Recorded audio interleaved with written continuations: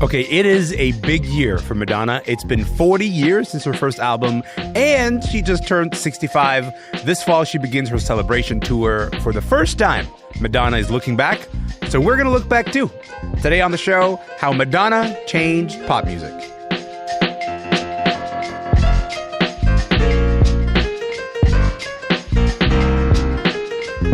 My name is Elamin Abdelmahmoud. This is Commotion.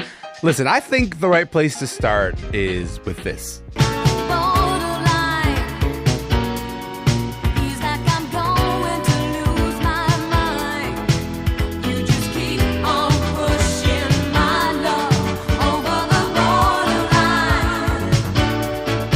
Come on, that is a bit of Borderline off Madonna's self-titled debut album. Came out in 1983, 40 years ago this year.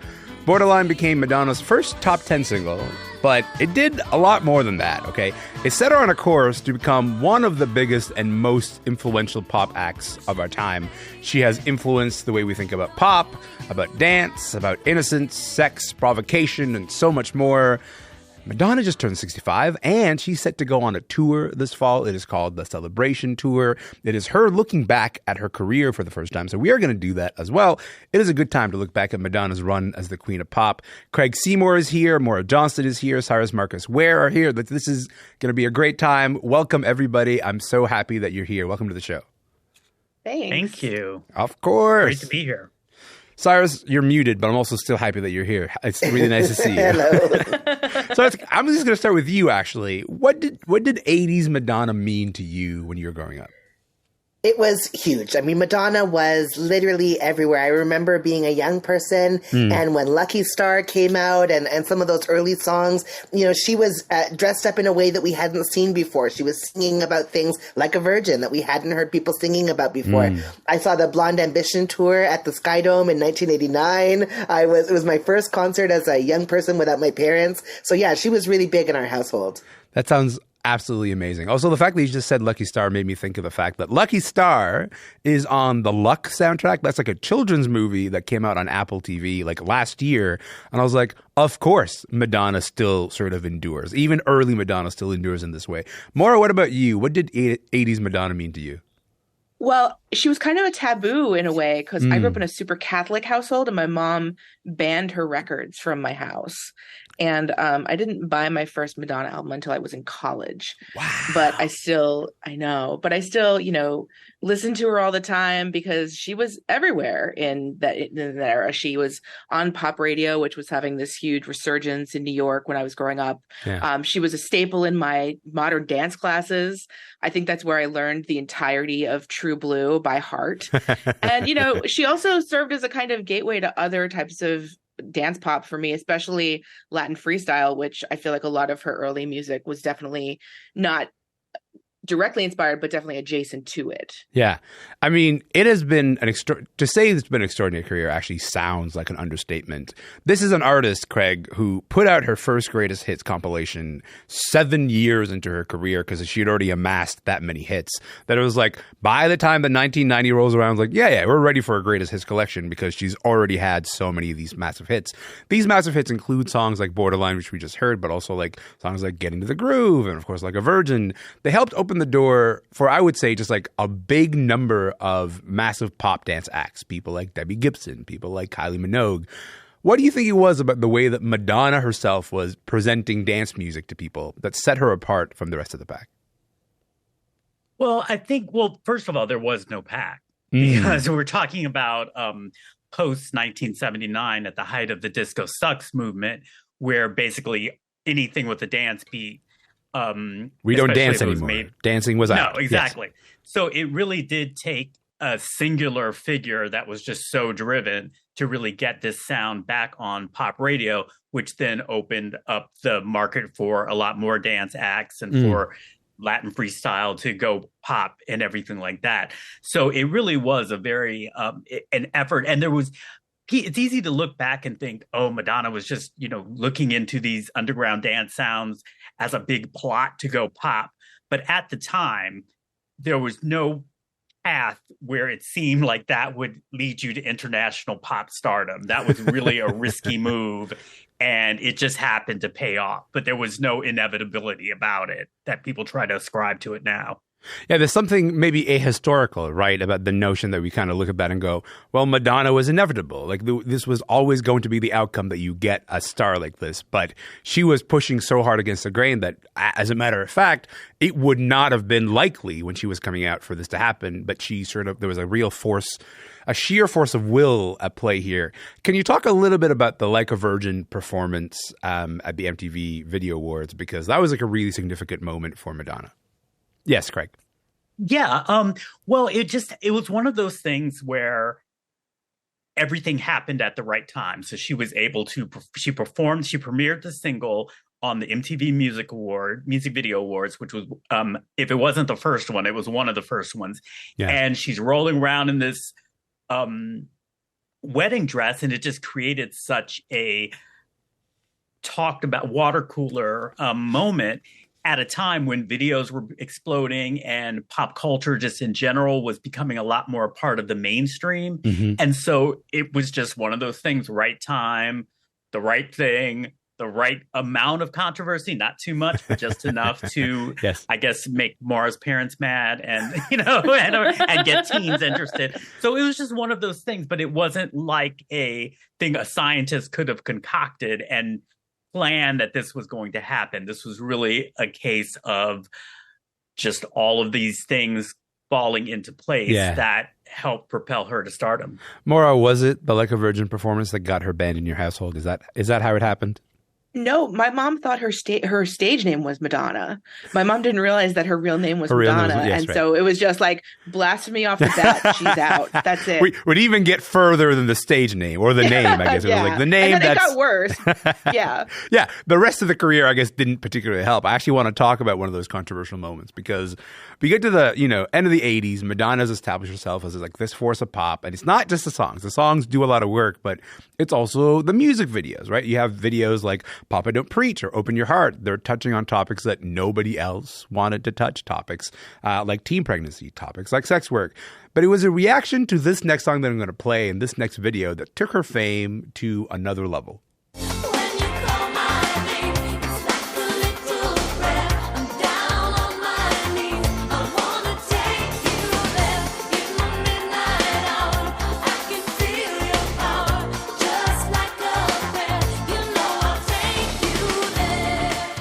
A bit of Like a Prayer. It is a song and a music video that had Pope John Paul II calling for a Madonna boycott.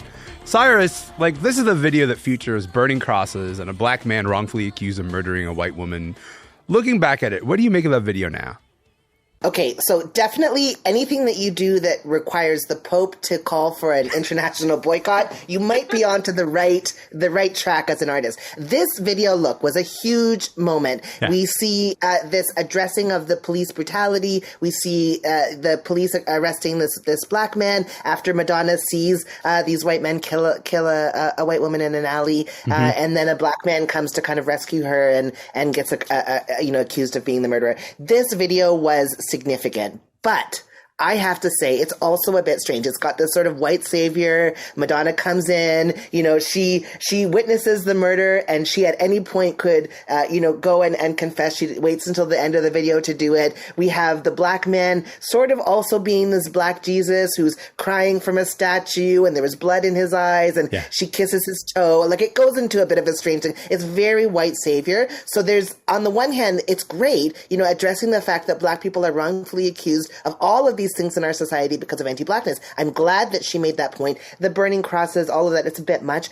But there's this white savior part where she's kissing his toe, she's, saving this black person, and it didn't really land well for me in that. But hey, when I was in grade 6, which is when that song came out, just to date myself, that song was played heavily. It was the cassette that I got for my grade 6 birthday party, and I listened to Like a Prayer until, when the cassette would get all warbly because the song Yes. played too many times. Yeah. I definitely did that. But yeah, it's a good video, and it also leans into this white savior complex, which is very classic Madonna. I was going to say, when you say like it was a bit much, I'm like, that's the MO for Madonna's career. I feel it's like he's like doing things that are a lot and then just pushing it a little further to be like, okay, that's a bit much.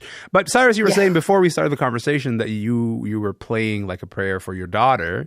What was the reaction? Was there any reaction there? Or was your daughter like, oh, gosh, I don't know. Well, I showed her the video, and the video, as you say, the music video is really the magic in that particular song. Yeah. I played it for her. She was like, why is this black choir suddenly singing at the end? I don't understand where they came from. They're floating in the sky. So she had questions. She's more of a Material Girl. She said, you know what? This is a great song, but can we play Material Girl now? Because that's my favorite. So that's more of her jam. You know what? I forgive that. That's totally reasonable. I want to get back to Like a Prayer, Maura, because people sort of call Like a Prayer this big turning point for Madonna. What were some of the things that she was dealing with personally at the time?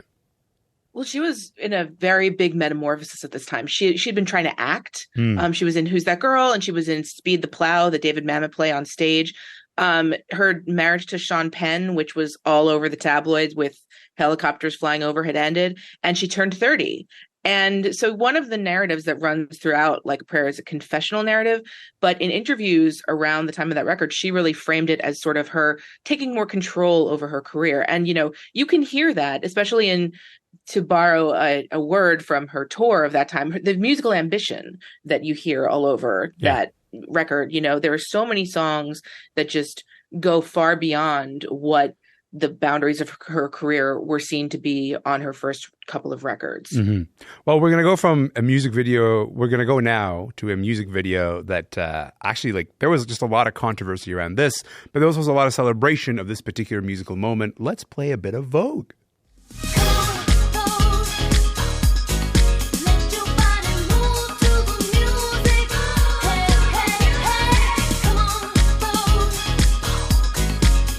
That is Madonna. That is Vogue. It's the hit single music video that pushed ballroom culture into the pop spotlight. Craig, this is really important to talk about because at this point in her career, Madonna's already seen by a lot of people as an ally to queer folks. She was one of the first pop acts to speak out against homophobia and also against transphobia.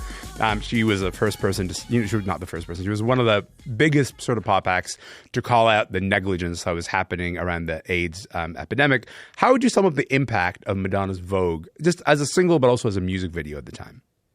Well, from a personal perspective, Madonna's 10 years older than I am. So there's kind of that weird sort of relationship there just in terms of time and generational. Yeah. And I was in the clubs in New York in the mid to late 80s, and voguing had really already become a part of the club scene. There were balls being held in mainstream clubs and everything like that. So to those of us in the club world, it seemed kind of late. Like, why is she It was like at the end of the Vogue movement. Now, it just seemed really bizarre. Like, has she lost it? Why is she going on this old trend? But she again, not inevitable, because it didn't seem like it would be anything. But it was this moment that she was able to, because it coincided with Paris is Burning, which the documentary on ballroom culture, which was gaining buzz within the film festival circuit. So it was just another time that she really propelled it out into the mainstream. But again, nobody seen, even somebody like me who was a Madonna fan, it at first seemed very bizarre. Like, why other people had made voguing records.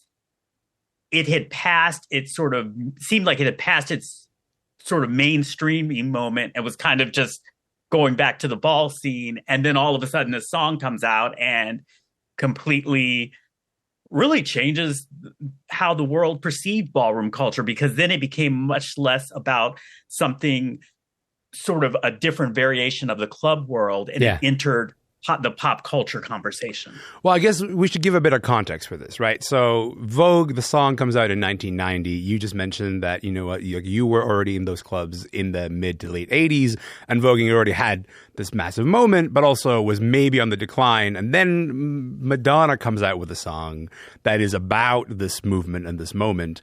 And then, Syrus, it becomes a big deal. It becomes a big deal because it introduces it to maybe an audience that didn't create it or wasn't aware of it, but is suddenly aware of it because of a Madonna song. What do you remember about that moment, Syrus? I mean, it was so significant to suddenly have all of these people talking about voguing, talking about house culture, talking about ballroom, but it had this twinge of the classic Madonna twinge of cultural appropriation, where we have all of these Black gay men, Black trans women, performing with her on stage. As I mentioned, I went to some Madonna concerts, and I can remember, when this song would be performed, and yet at that moment we had this really, quite dangerous life for a lot of these dancers. They didn't make the financial success that she made from Vogue. A lot of the houses that were around at that time, the House of Extravaganza, these houses were having members who were dramatically affected by the HIV and AIDS epidemic, who were dramatically affected by homophobia and transphobia, and many of them had left families of origin because it wasn't safe, and were building these houses of community for safety and support. And then suddenly we have this white woman, singing about voguing as if it was just something as simple as doing. You can't see me; I'm on the radio, but I'm making this sort of Vogue symbol around my face. Yes.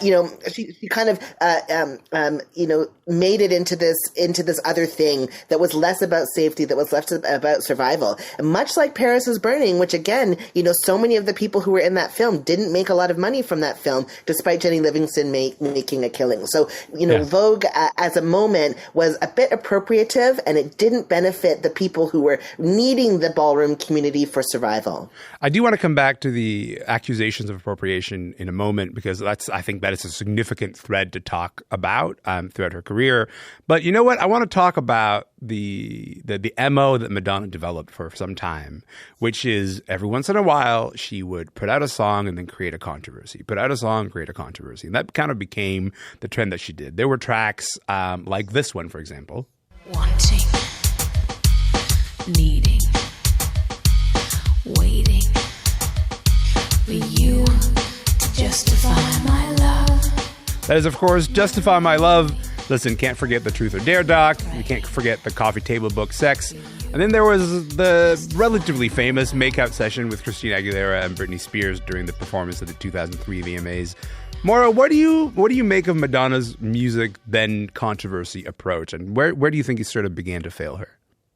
I mean, it worked for a long time. I feel like that Three-Way Kiss, which, turned 20 this week. Yeah. I feel like that was a harbinger, because I feel like it was when whoever she or her people or whoever, they felt like they had to play more outwardly to the younger crowd. Yeah.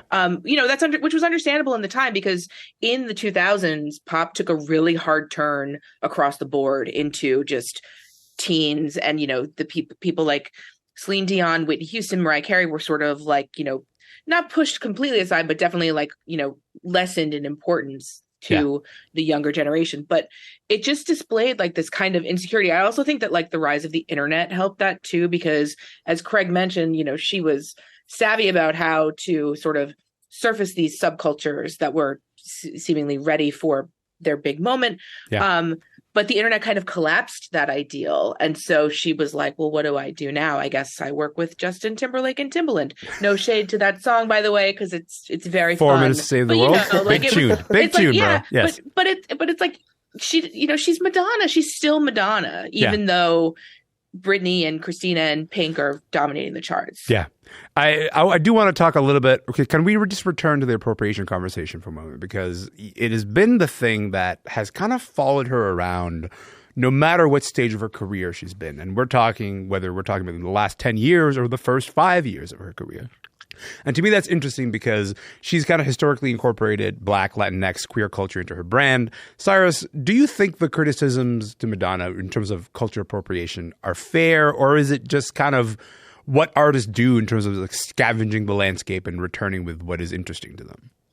No, I absolutely think it is fair, because I actually don't know of another artist who's done what she's done in the way that she's done it, where she's gone from culture to culture, album to album, and picked. And I remember in the 90s being like, oh, this is the part where she dresses up like a geisha. Oh, this is the part where she's now Latinx. Oh, this is the part where she's now being a Black gay man. Oh, this is the part, and every album it seemed like she took on a different identity, as if it was a robe to put on from your wardrobe and then cast off at the end of the day. These were our cultures. These were our communities that she was appropriating. So absolutely, I don't know of another artist who's used that sort of through line and that trajectory of appropriating different, like vastly different cultures, album to album, as a way of kind of making, again, I think that controversy, to push forward. So I think that it is concerning that she's done that. I'm not sure that the ways that she's taken up elements, picking and choosing, not tying it to culture or tradition or anything like that, picking and choosing elements of our culture and putting them on like a robe to wear to perform a song. I've always found that to be the biggest problem. And ultimately, this is what led me to kind of put down some of the CDs, because even if I was banging like a prayer in grade 6, by the time I got to age 20, I was like, okay, enough already. Now you're dressed up like a gay. What is happening? So I think that there is, I don't know of another artist who's done it in the way that she's done it, in such a, I'm going to use the word culture vulture, but in a very culture vulture kind of way. Craig, Madonna is not the first or only white artist to be accused of culture appropriation. 65 now, do you think she's gotten a little bit better at acknowledging her power and privilege in how she handles these things? Or is it still kind of more of the same? Well, I think it's generational. I don't know that she's ever going to acknowledge her power and privilege in the way the younger generation wants her to acknowledge that power and privilege, because the conversation has changed. Back in the day, we were much more interested in issues of exploitation and erasure than we necessarily were about appropriation in and of itself. So the issue was less that she was using Black sounds and everything, because at first she was actually making music that was with Black writers and producers and was consistent with what Black audiences were listening to. So that didn't seem like a problem. It became more of a problem as she became more successful and her relationship to the lives of actual Black and brown people in the clubs or wherever became more distant. So that's when it became a little bit more exploitative. But it didn't seem necessarily just because she was doing these things that there was a problem at the time. But again, I'm only 10 years younger than she is, so I kind of have that same mentality, where a lot of the contemporary debates about appropriation, just I can't really relate. Maura, you've written about this side of Madonna's fame. We got about a minute left. What do you make of what Craig and Syrus are saying there? I think that they're absolutely correct. I mean, I do think that it is in large part generational, but I also think that, there was an aspect of her kind of playing against, pushing against white heterosexual patriarchy in the 80s and 90s, which were much more conservative times. And it definitely does need to evolve. And I think Craig's points about just generational and like the way that the conversation has shifted over time, that's, I think, a really important thing. Mm-hmm. There's so many more things that I want to talk about when it comes to Madonna's fame with all of you, but unfortunately we are just about out of time. One dimension that is always interesting to me about Madonna is the fact that she's like kind of regularly trying to engage and be competitive in like what the new pop arena sounds like. She could have rested on many of her laurels many years ago, but she still tries to make kind of competitive, kind of contemporary music. To me, that is endurance. That is how you endure. Craig, Syrus, Maura, thank you so much for being here. I really appreciate it. Thank you. Thank you. Thank you. Of course. That is my conversation with Craig Seymour, a veteran music journalist and critic based in Miami. Cyrus Marcus Ware is an artist and academic in Toronto. And Maura Johnson is a freelance music journalist in Boston. We have been talking about Madonna's absolutely incredible career. Thanks for hanging with us. I think you want to come over. Yeah, heard it through the grapevine. Are you drinking, you sober? Think about it. Doesn't matter, and if it makes you feel good, then I say do it. I don't know what you're waiting for. From 2009, that is a bit of Madonna's Celebration. This is the song that she's naming this tour after. The Celebration tour begins this fall, and that is it for our show. My name is Elamin Abdelmahmoud. Hey, I'm going to be here tomorrow. If you're going to be here tomorrow, let's dance.